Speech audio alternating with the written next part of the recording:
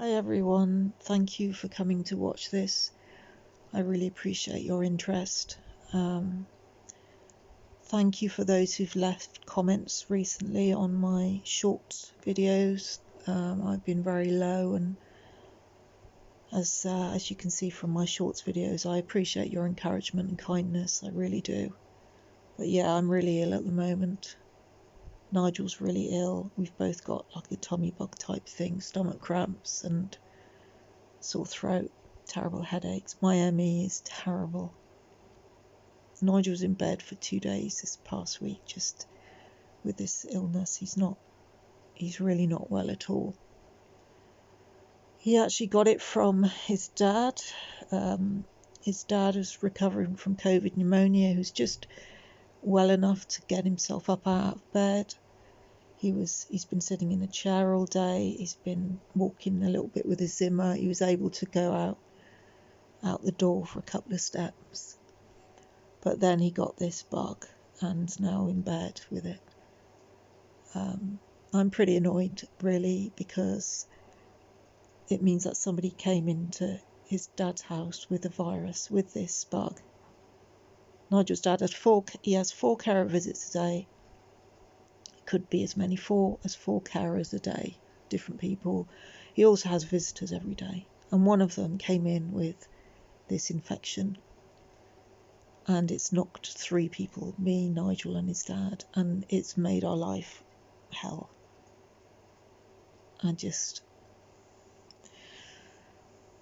It's hard. It's really hard when you're this ill on top of everything else. And well, it's Sunday today. Last Saturday, last week, so a week ago, I came down with a cold. I've been doing really well, then I got a cold, and then the next day, on the Sunday, we interviewed a carer, which always makes my ME flare.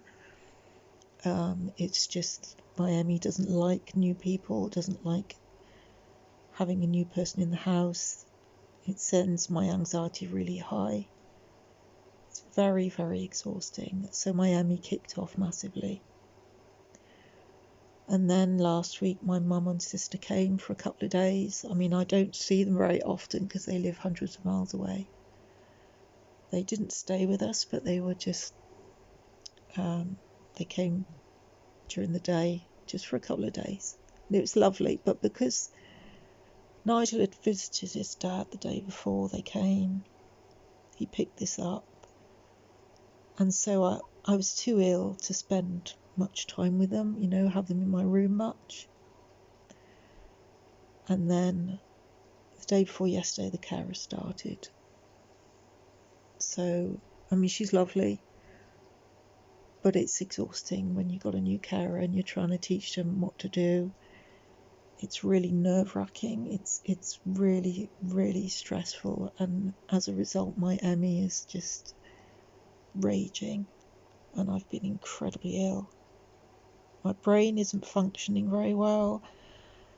It's not functioning enough for me to feel joy or be comforted. You need a certain level of mental energy to actually experience being comforted or experience joy, and I don't have it. My brain's gone straight into fight or flight mode, and I've just got to sit it out until it shifts.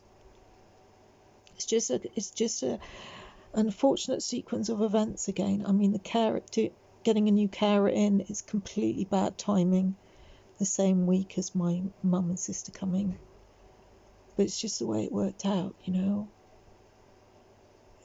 It's just the way these things work out. And then picking up the virus, it's just unlucky.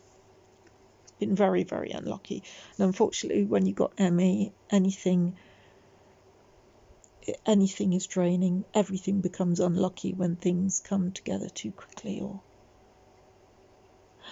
just infections. And I was hoping that the antidepressant would be working enough to prevent me going into these dark, despairing moods, but it hasn't made any difference. However, I just got to wait.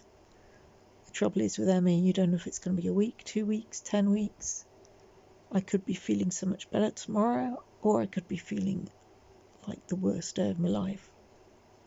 And it's terrifying because you wake in the morning and you just cry because you know that it's going to be terrible. And even like, it doesn't matter how much of a positive swing you put on anything, it doesn't work when your body gets stuck in this mode. So I have nothing positive to say, I'm afraid. Nothing's particularly good. I'm grateful for everything and all that stuff, all that positive stuff I am, but I'm grateful as well as being despairing, and you can be both at the same time. Anyway, again, thank you for watching this, and I hope I have something better to say soon. Bye for now.